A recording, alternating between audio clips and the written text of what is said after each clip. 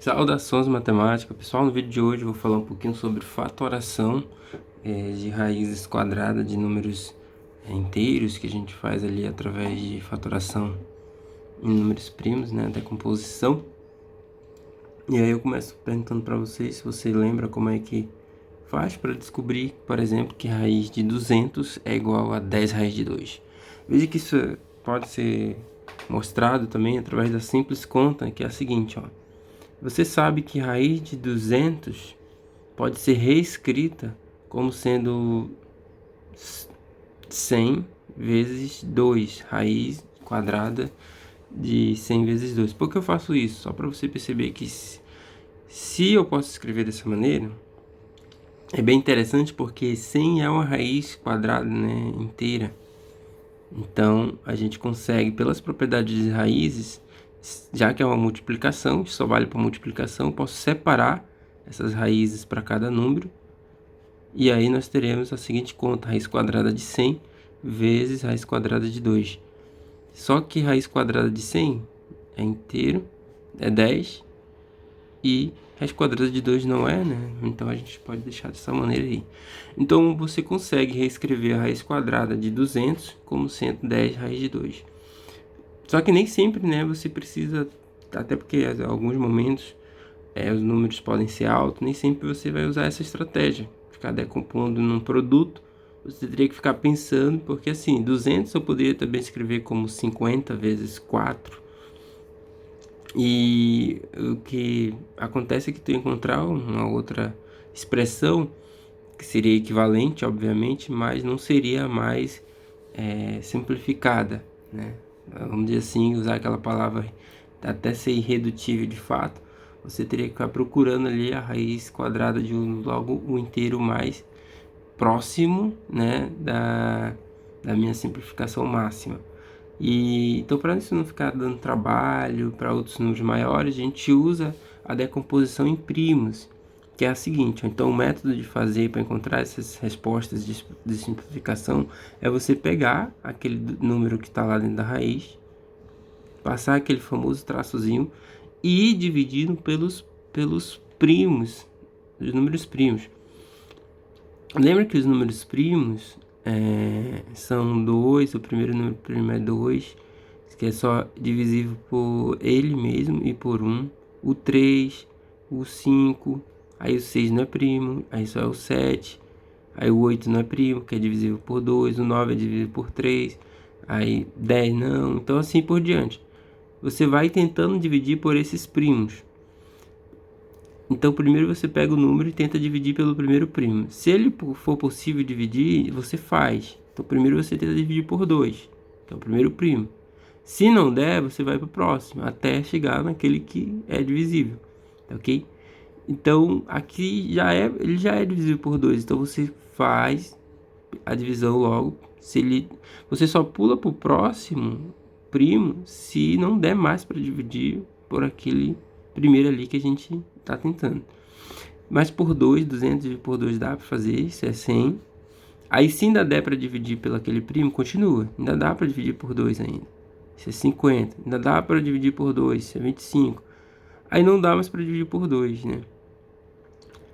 Mas dá para dividir por quem? Por 3 não dá, né? 25 não dá, 24 daria por 3, mas 25 não. Então 3 não dá para dividir. Então o próximo seria 5. 25 dividido por 5 dá para fazer, isso é 5. E ainda é divisível por 5, dá 1. Então a fatoração em primos é reescrever esse número aqui, 200, como o produto desses números aqui. Então a gente consegue reescrever 200 como sendo 2 vezes 2 vezes 2 vezes 5 vezes 5. Se você quiser testar, você vai ver que se multiplicar esses números aqui, vai de fato dar 200. Tá? Então, por que isso é interessante? Porque, então, ao invés de eu calcular a raiz quadrada de 200, eu posso calcular a raiz quadrada dessas multiplicações. 2 vezes 2 vezes 2 vezes 2 vezes 5 vezes 5. Só que, como eu sei que existe uma propriedade bem interessante, que toda vez que eu tenho uma raiz quadrada de um número aqui, e esse número também está elevado ao quadrado, se acontecer essa expressão aqui, raiz quadrada com um quadrado dentro, eu posso cancelar e ficar só o número ali dentro da raiz. Então, já que existe essa propriedade interessante, o que a gente faz nessa hora aqui, então, é pegar esses números que a gente consegue escrever como quadrado. Como assim quadrado, né? Quadrado é ele vezes ele mesmo. Então, esses dois aqui, que já que estão multiplicando, eu posso escrever como 2 ao quadrado. Esses dois aqui que estão também se multiplicando, repetindo, eu posso escrever como 5 ao quadrado.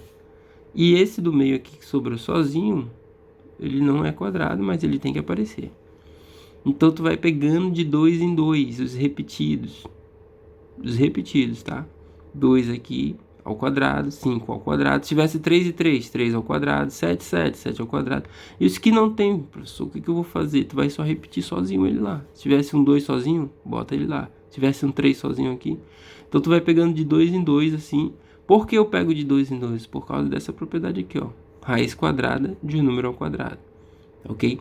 Agora, se fosse raiz cúbica, então eu ia pegar de 3 em 3 para ficar cubo. Para usar a propriedade do cubo. Raiz cúbica de um número elevado ao cubo, eu posso cancelar esse índice com esse expoente. Fica só aqui o número de dentro.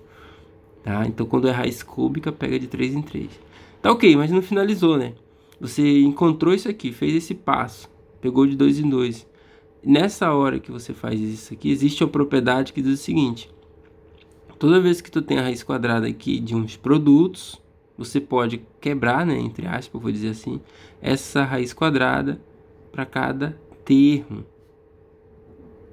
Ou seja, a raiz quadrada de 200, tu pode fazer esse tipo de troca, assim, ó. Colocar a raiz quadrada do primeiro, a raiz quadrada do segundo, a raiz quadrada do terceiro. Já que o que eu quero mostrar para vocês é justamente isso. Pela propriedade que eu acabei de colocar aqui, ó. Essa propriedadezinha aqui, ó. A gente consegue, então, cancelar esse com esse. Cancela a raiz. Esse com esse. Cancela a raiz. E esse último não cancela. Não tem quadrado. E aí nós temos o seguinte. 2 vezes 5 é quanto? 10 raiz de 2. Então, essa é a maneira tradicional de fazer fatoração de raiz quadrada de um número para encontrar, né, como é a outra raiz mais simplificada possível. Você vê que na hora de fazer uma prova, no concurso ou Enem, normalmente as respostas, se tu chegar a fazer tudo a conta e a resposta der raiz de 200, as opções não estarão lá como raiz de 200. Estarão como 10 raiz de 2, 10 raiz de 3, 5 raiz de 2. E você vai ter que fatorar, né, simplificar aquela raiz quadrada ali para encontrar qual é a equivalente dela já de uma forma mais simplificada, com a raiz quadrada menor possível. Nem sempre é possível você simplificar, mas se é possível simplificar ela para uma menor, pode ter certeza que aquela tua questão ali do Enem ou de qualquer prova que você for fazer que envolve, né, matemática ali, também concurso, essas coisas, você vai precisar fazer essas simplificações de raízes. Vamos fazer mais um exemplo aqui para você ver que a estratégia é sempre tentar utilizar essa decomposição em primos, ok?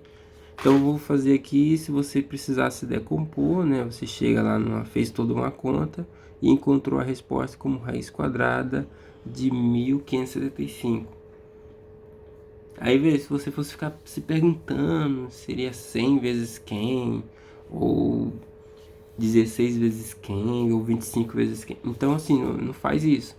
Pega esse número e tenta decompor em primos e pegar lá de 2 em 2, já que é raiz quadrada, vai pegar de 2 em 2 aqui depois que decompor. Então os passos são esses. Então primeiro tenta dividir por 2. Vamos tentar dividir por 2 aí.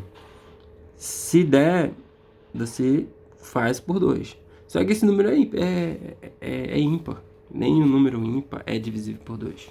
Né? Todos os números pares são divisíveis por 2. Então o primeiro primo 2 não dá para fazer, né? Se fosse querer listar, pode, às vezes, se tiver, né, dificuldade em lembrar os primos, você pode listar os primos. 2, 3, né?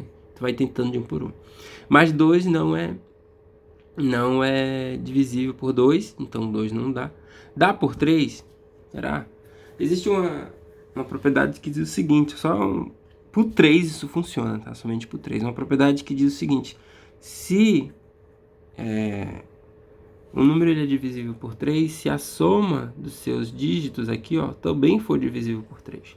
Isso só vale para o 3, tá, pessoal? Soma esse cara aqui, ó. 1 mais 5, mais 7, mais 5. 1 mais 5 dá 6. 7 mais 5 dá 12. Então, 6 mais 12 dá 18. A soma dos seus algarismos aqui dá 18. 18 é divisível por 3. Então, se a soma dos seus algarismos for divisível por 3, ele também, o número propriamente dito, também é. Tá? Mas se tu não lembrar disso, tu vai ter que ir pro teste mesmo. Será se ele é divisível por 3? Vamos fazer essa conta aqui em cima. Aqui, ó. 1575 é divisível por 3? Se for, a gente vai encontrar resto zero nessa divisão. Então, lembrando como é a regra de divisão, né? Vamos tentar primeiro por 15 aqui. 3 vezes 5 dá 15. Resto zero, desce o 7. 3 vezes 2 é o mais próximo, vai dar 6. Subtrai vai dar 1. Desce o 5. Deu de novo 15. 3 vezes 5 dá 15. Resto zero. Realmente deu resto zero. Realmente esse número é divisível por 3. E a divisão por 3 dele deu 525. Ok? Então, se você não lembra da propriedade que eu te falei, tu vai ter que testar aqui, ó. Se tu dividir por 3 e der resto zero, então realmente é divisível, né? 1575 dividido por 3 vai ser o resultado aqui. Se isso aqui não der resto zero, vai ser resto 1 ou resto 2, então não é divisível por 3. Aí tu tem que tentar pelo próximo primo, que seria 5. Tá? Sempre você só pode ir para o próximo primo se não der mais pelo anterior. Por exemplo, esse número aqui é divisível por 5. Mas se você começar aqui pelo 5, já vai dar um pouquinho diferente lá a tua resposta no final. Não vai estar totalmente simplificada, porque tu pulou o 3. Ele é divisível por 3 e também é por 5. Mas tu tem que primeiro tentar fazer por 3 até não dar mais para poder ir por 5. Tá ok? Como é que eu sei que você quer dividir por 5? É uma outra dica. Todo número que termina em 0 ou termina em 5, ele é divisível por 5. Se você prestar atenção na tabuada do 5, 5 vezes 1 é 5, 5 vezes 2 é 10, 5 vezes 3 é 15, 5 vezes 4 é 20. Então, na tabuada do 5, é 5, 10, 15, 20, ou é um que termina em 5 ou termina em 0, né? É um número tipo 20, 30, 40, 50 termina em 0 ou termina em 5, né? 15, 25, 35, 45. Todos os números que terminam em 5 são divisíveis por 5, tá? Mas enfim, vamos lá, pessoal. Eu sei que aqui deu 525. Aí eu tenho que ver, será se ainda dá por 3? Aí, se eu usar a minha dica que eu falei, vamos somar aqui esses algarismos. 5 mais 2, 7. 7 mais 5, 12. 12 é divisível por 3. Então, esse número também provavelmente vai ser. Provavelmente não, com certeza vai ser. Então, vamos ver aqui quanto vai dar, né? Dividindo por 3. Primeiro aqui por 5. 3 vezes 1 é mesmo, né? Vai dar 3. Sobra 2. Desce o próximo. 3 vezes 7 é o mais próximo, 21. Sobra 1. Próximo é 5. 3 vezes 5 dá 15. Resto 0. Realmente deu para dividir. A divisão deu 175. Então, dividido por 3 deu 175. Agora, se tu somar aqui 1 mais 7 dá 8. E 8 mais 5 dá 13. 13 não é divisível por 3. Então, esse número provavelmente não vai ser dividido por 3. Se tu quiser testar, você pode fazer a conta também, tá? Ah, dá para dividir mesmo? Não. Aí quando você tentar, você vai ver que o resto não vai dar zero. Porque aqui, quando você fizer a continha aqui, vou fazer rapidinho aqui, desce o 5. 3 vezes 8, 24. Sobrou o resto 1, ó. Aí você tem que dar quebrado esse número aqui, então ele não é uma divisão inteira. Então não dá para dividir por 3. Então 3 já não dá mais. Qual é o próximo primo? 5. O primo 5. E eu acabei de dar a dica para vocês que se o número termina em 0 ou em 5, ele é divisível por 5. Então ele com certeza vai ser. Só basta descobrir quanto vai dar. Vamos fazer a conta aqui. 175 dividido por 5. 70 aqui vai dar por 3, né? Que é o mais próximo, que é 15. Vai sobrar 2. Desce o 5. 3 vezes 5, 25. Ou seja, deu 35. Lembra que a gente está no 5. Ainda dá para dividir por 5? Dá, termina em 5. Então dá para dividir por 5. Aqui já é mais fácil, né? Na tabuada do 5. Desculpa, 7 vezes 5 é 35. Então isso aqui vai dar 7. Não dá para dividir mais por 5. 7 não dá para dividir por 5. Não dá para dividir por 6, porque 6 nem é primo. O próximo primo seria o próprio 7. Então, 7 dividido por 7 é igual a 1. Vê que você acaba a fatoração quando é que chega em 1. E aqui você tem, então, o resultado que a gente precisa, né? Isso quer dizer que 1575 pode ser escrito como essa multiplicação. Como isso aqui é uma raiz quadrada, você vai pegar de 2 em 2 e vai reescrever isso. Pode ganhar passos assim, ó, na hora que estiver fazendo a conta. Como tu quer fazer a raiz quadrada desse número, tu já vai extrair a raiz quadrada desse primeiro ao quadrado. Tu vai se extrair, porque é 2, né? 2 dele. Tu vai extrair a raiz quadrada desse segundo aqui. E assim você vai colocando. Só quando os que sobrarem sem raiz quadrada, né? Que não é desculpa. Os que sobrarem só uma única vez, então você vai botar na raiz quadrada sozinho, assim, ó. Raiz quadrada de 7. Não é ao quadrado, porque não repete. Então esse aqui é um quadrado, esse é um quadrado e esse aqui é sozinho.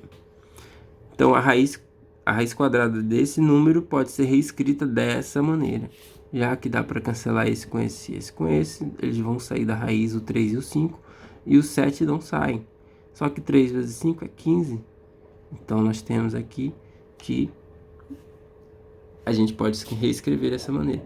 E esse é o formato mais simplificado para essa raiz que a gente consegue, que é 15 vezes raiz de 7, ok?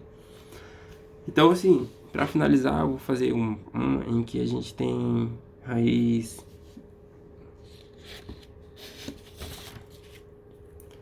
cúbica. Ó, se perguntasse, por exemplo, raiz cúbica de 512, a diferença só da técnica é que você vai pegar lá depois da fatoração lá em primos, você vai pegar de 3 em 3, vai pegar cubos, tá?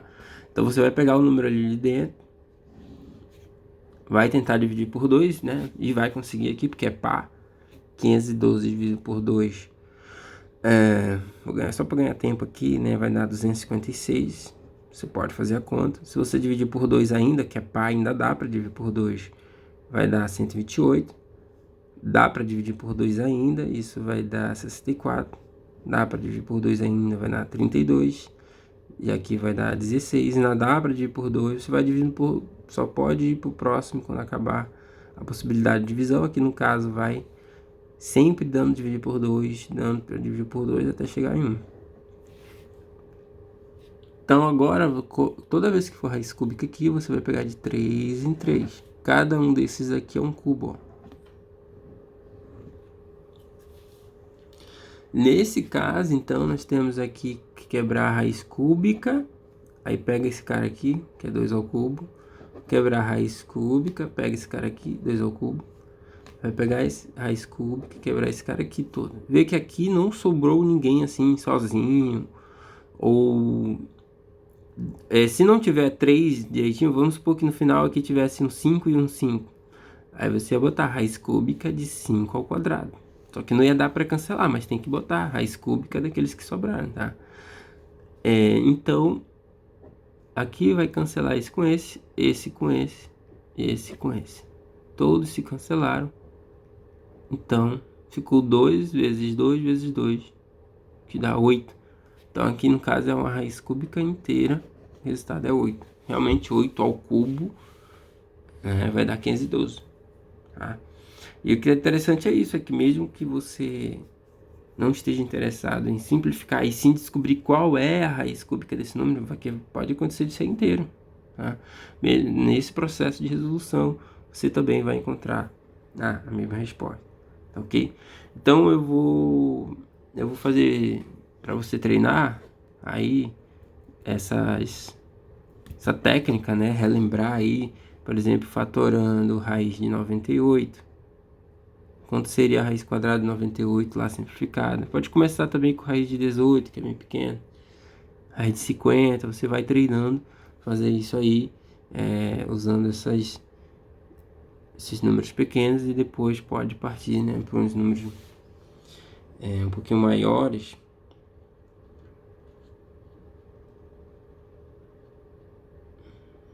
tá ok? A partir desse treino, tá?